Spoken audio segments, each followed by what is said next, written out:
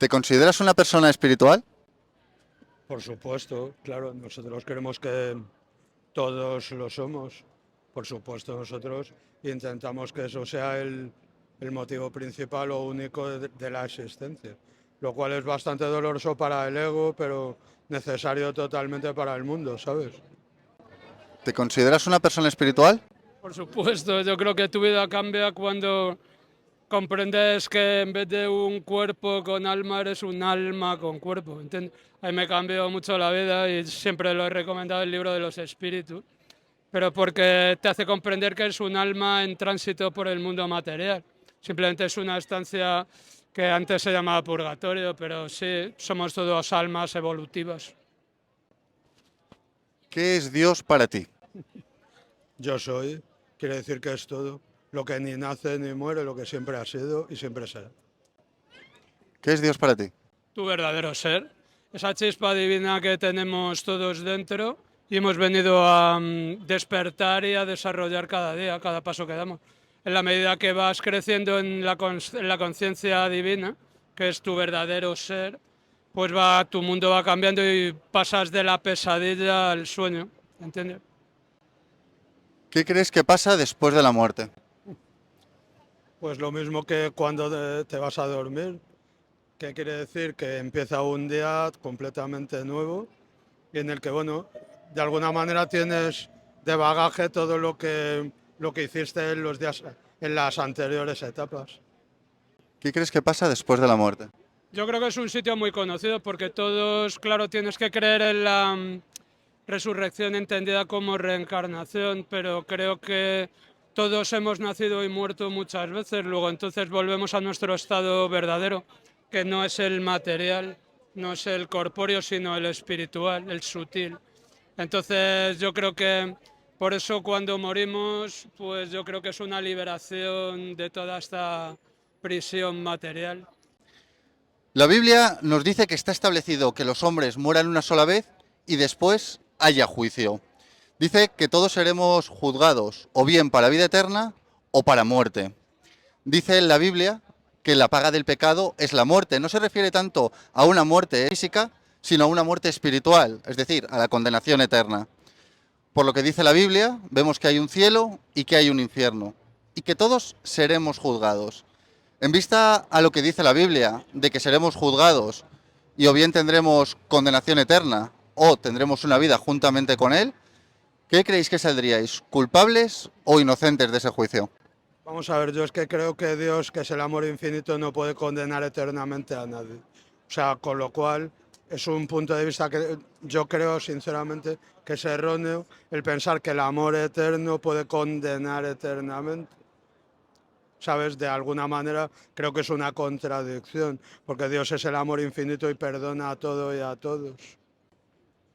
¿Crees que saldrías culpable o inocente de ese juicio? Creo que Dios que está en mí, que es mi ser verdadero, pues hace que me esfuerce en evolucionar cada día, porque yo creo que si no caes en la autocomplacencia, pero yo creo que básicamente como ser cristiano que soy, creo que eso no me corresponde a mí decirlo, ¿entiendes?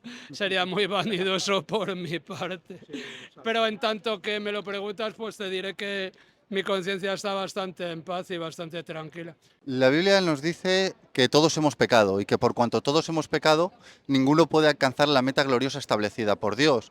Dice que por cuanto todos hemos pecado, todos estamos destituidos de su gloria, que estamos en enemistad con Él, que ciertamente nosotros intentamos hacer lo bueno, pero que acabamos siempre haciendo lo malo. Dice la Biblia que está en nuestra naturaleza caída, esa inclinación al mal. ¿Conocéis los 10 mandamientos? Claro, por supuesto. ¿Conocer los 10 mandamientos? Sí, nosotros, nuestros padres que eran muy católicos, nos dieron una buena educación cristiana.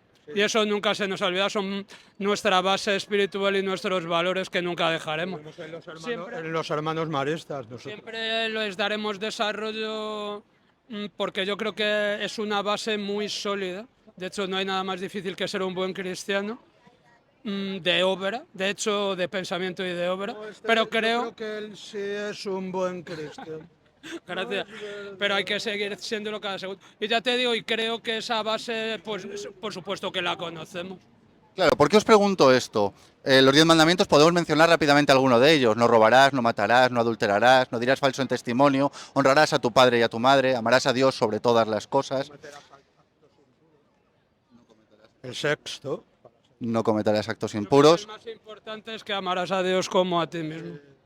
¿Por qué hablamos de los 10 mandamientos? Porque seremos juzgados en base a la ley de Dios. La ley de Dios tiene más de 600 mandamientos. Los 10 son los más conocidos por todos nosotros. Ahora, ¿cuál es el problema?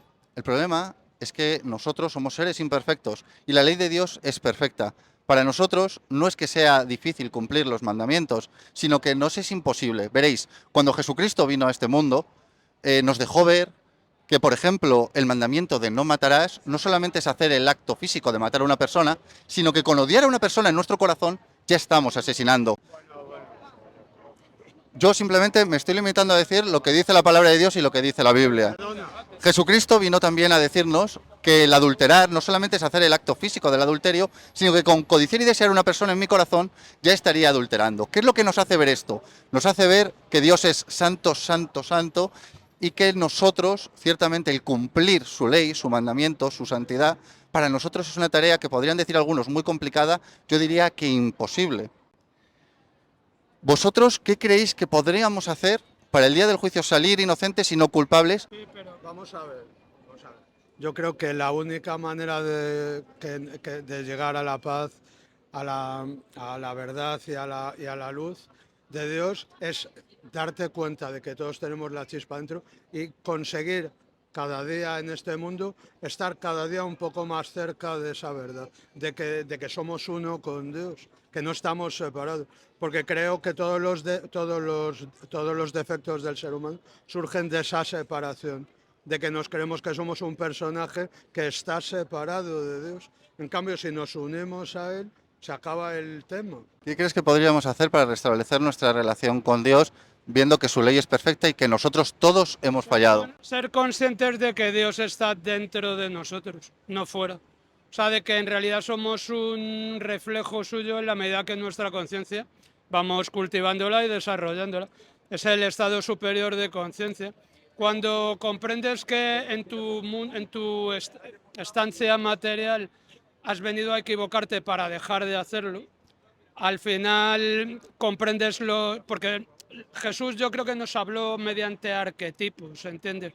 O sea, la Biblia el gran libro de los arquetipos. Por ejemplo, el Cristo crucificado somos nosotros cuando no comprendemos que somos Dios en acción. Pero cuando resucitamos, o sea, cuando comprendemos que lo somos, pues entonces dejamos de errar y ya nos dedicamos plenamente a amar al prójimo. Ciertamente el gran mandamiento es amar a Dios sobre todas las cosas y a nuestro prójimo como a nosotros mismos. Dice Jesucristo que de ahí desprende toda la ley y los profetas. Y ciertamente si nosotros tenemos amor, tenemos a Dios. Porque Dios no es que tenga amor, es que Dios es amor. Ahora vamos a ver este punto, que es un punto en el cual teníamos que llegar y quería llegar. Quiero haceros una pregunta. ¿Vosotros conocéis el Evangelio?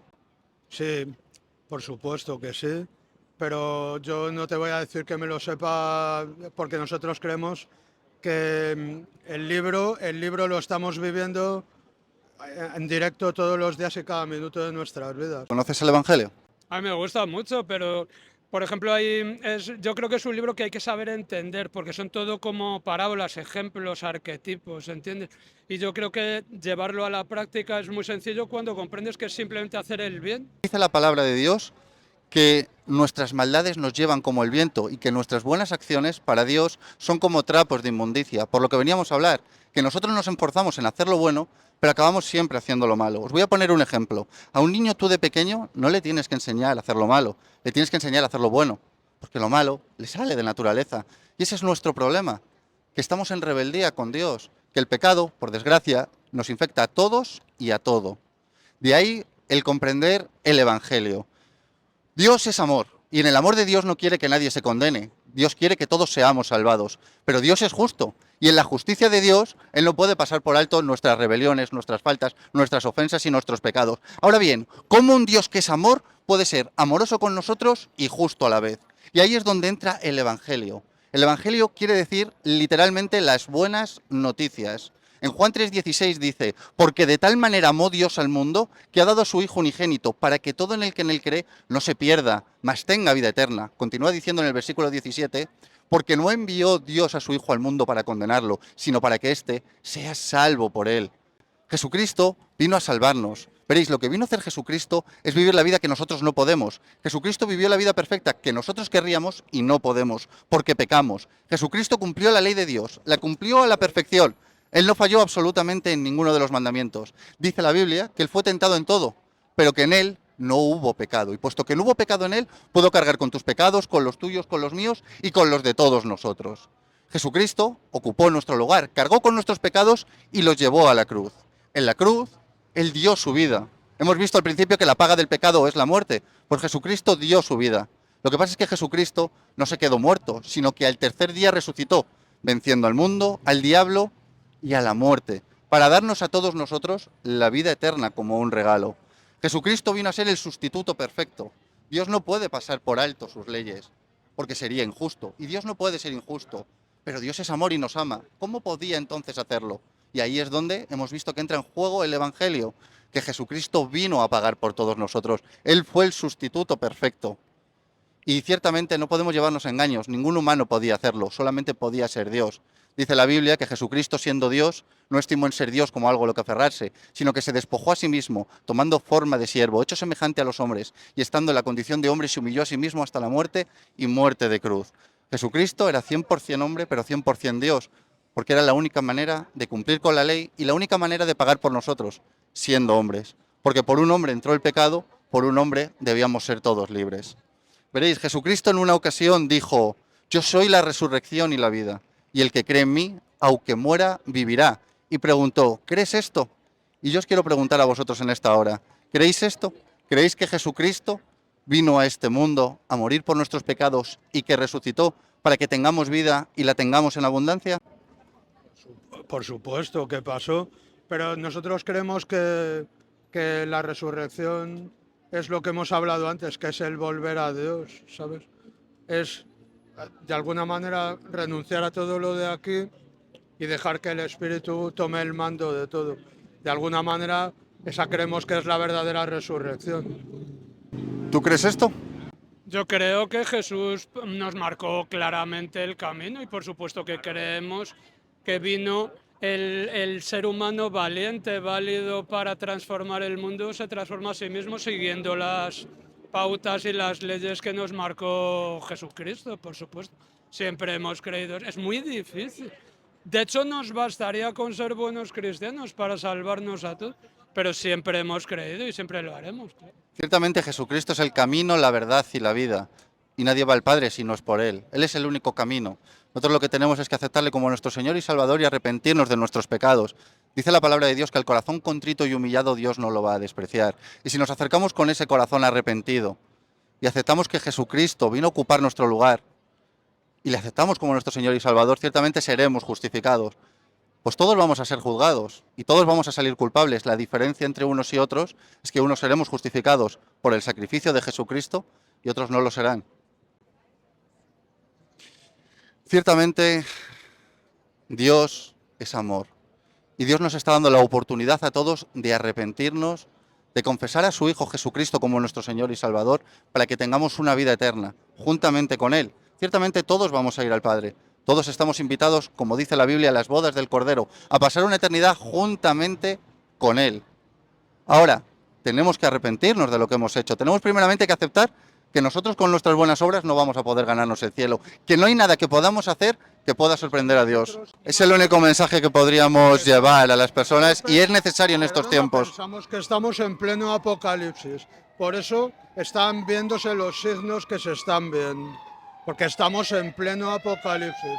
Se está viendo justo lo que pone en el apocalipsis. Estamos viviendo los últimos tiempos, no hay duda. La peste, la guerra, la muerte, lo vería cualquiera. Pero nosotros, nuestra mentalidad siempre será de defensores del mensaje de la civilización occidental. No, sobre todo los signos del anticristo son los que traen las falsas religiones, ya sabemos cuál es, el Islam y todo eso. Nosotros defendemos nuestro legado cultural y religioso que es la civilización occidental a través de la religión cristiana. Claro, católica. Pues, Sí. por supuesto. Somos guerreros místicos. Sí, para nosotros eso es muy importante. Yo os agradezco muchísimo vuestro tiempo.